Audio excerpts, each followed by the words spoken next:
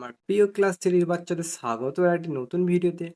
আজকে আমি তোমাদের বাংলা পাঠ্য বইয়ের যে পর্যটন কবিতাটি আছে সেটা তারই আজ প্রশ্ন উত্তরগুলো আজকে আমরা করব। একের বলেছে এক কথা উত্তর। পর্যটক করেন যিনি তাদেরকে কি বলেন? তাদেরকে পর্যটক বলে। ভ্রমণ শব্দের অর্থ কি? ভ্রমণ শব্দের অর্থ ঘুরতে যাওয়া বা বেড়ানো। এবার দেখো একের তিন, বাদকসান, মোম্বাসা, সান্টাফে, শ্যামবাজার এই জায়গাগুলি কোথায়? তাহলে বাদকসান হলো উত্তর পূর্ব আফগানিস্তান ও দক্ষিণ পূর্ব তাজিকিস্তানের অংশ জুড়ে অবস্থিত। মোম্বাসা আফ্রিকা মহাদেশের কেনিয়া দেশে অবস্থিত। সান্টাফে মার্কিন যুক্তরাষ্ট্রের নিউ মেক্সিকোতে অবস্থিত। শ্যামবাজার ভারত রাষ্ট্রের অন্তর্গত পশ্চিমবঙ্গ রাজ্যের কলকাতা শহরে উত্তরে অবস্থিত।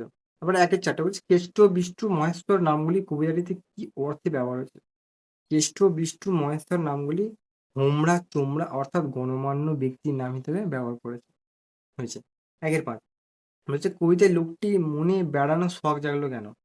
কেষ্ট, বিষ্টু, মহেশ্বর অর্থাৎ দুনিয়ার হোমরা তোমরা সবাই পর্যটনে বেরিয়েছেন, তা দেখে কবিতার লোকটিরও বেড়ানোর শখ জেগে উঠলো।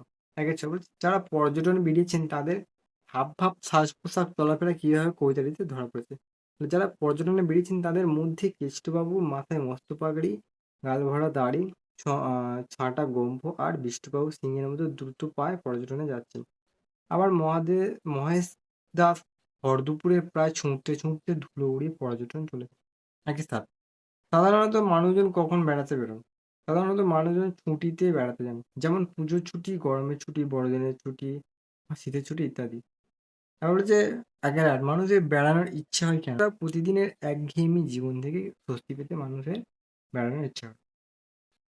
তো দেখো, এইটুকুই ছিল প্রশ্ন, ঠিক আছে? এইখান থেকেই তোমাদের প্রশ্ন আসতেই পারে অবশ্যই।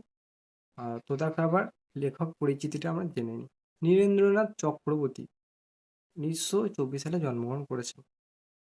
প্রখ্যাত কবি ও সম্পাদক। তার উল্লেখযোগ্য কবিতার বই অন্ধকার বারান্দা, নক্ষত্র জয়ের জন্য, কলকাতায় যিশু, উলঙ্গ রাজা প্রভৃতি।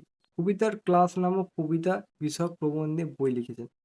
প্রধানত প্রকৃতি ও সমকালীন জীবনের ছোট ছোট ঘটনা নিয়ে তার কবিতার জগৎ। 2016 সালে পেয়েছেন রবীন্দ্র পুরস্কার।